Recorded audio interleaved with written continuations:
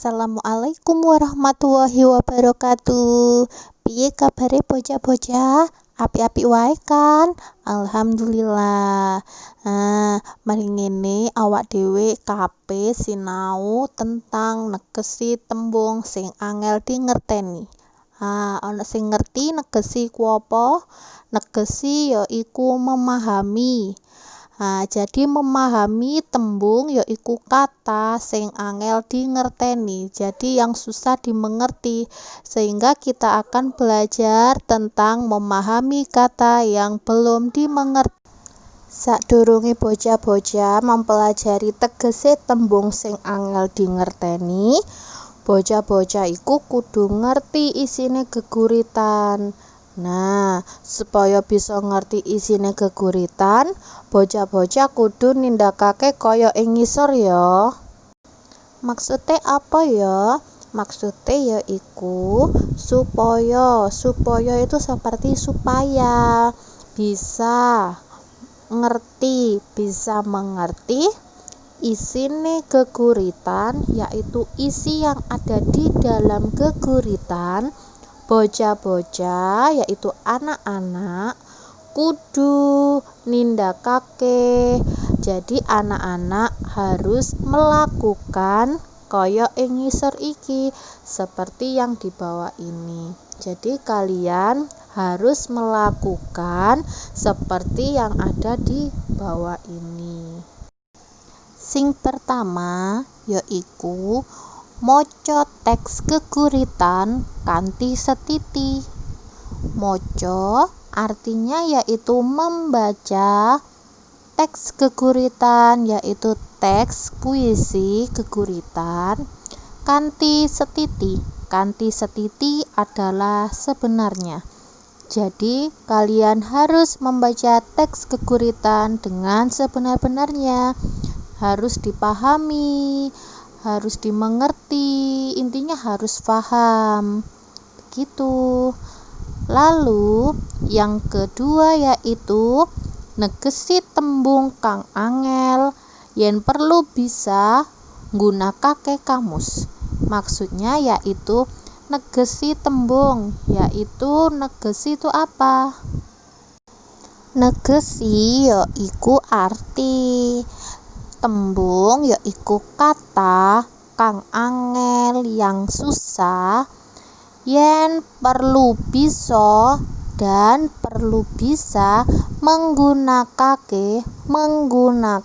kamus.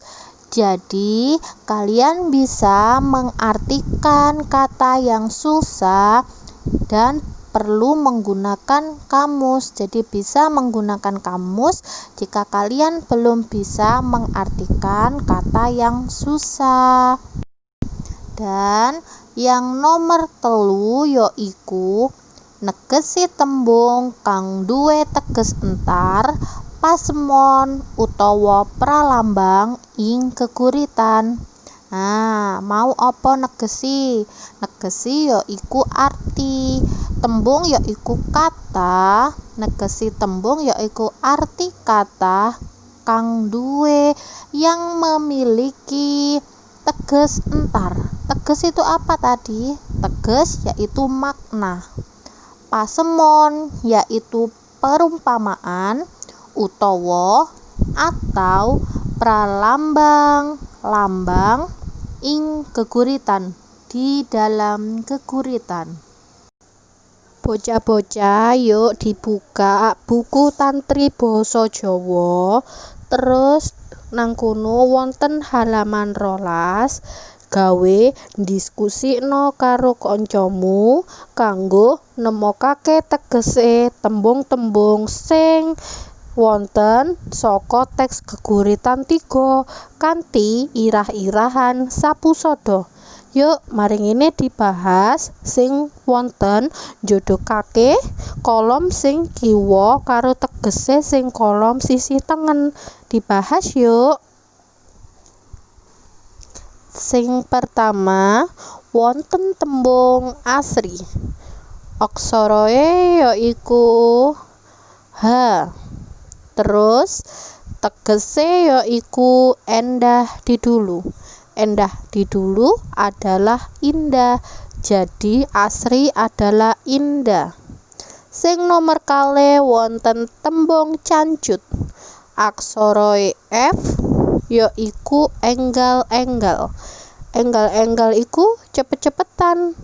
Nah, saiki sing nomor 3 wonten tembung kerja bakti. Aksara yaiku G, tegese yaiku gotong royong. Jadi kerja bakti adalah gotong royong.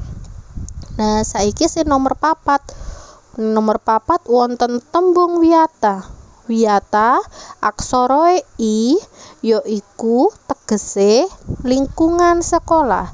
Jadi wiyata adalah tempat kita bersekolah, lingkungan sekolah. Dan nang nomor 5 wonten tembung disangga. Disangga aksara yaiku J, tegese yaiku diangkat dhuwur.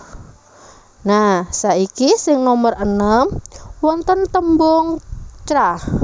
Aksara C yaiku tegese tukar padu. Tukar padu yaiku bertengkar. Nah, saiki nomor 7 wonten tembung bubrah. Bubrah wonten aksara D, tegese yaiku ilang tatanane. Nah, saiki misan nang nomor 8 wonten tembung rukun. Aksara E yaiku urip sing selaras.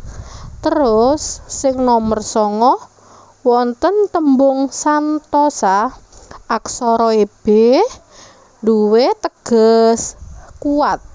Jadi santosa yaitu kuat. Nang nomor 10 sing terakhir wonten tembung guyub.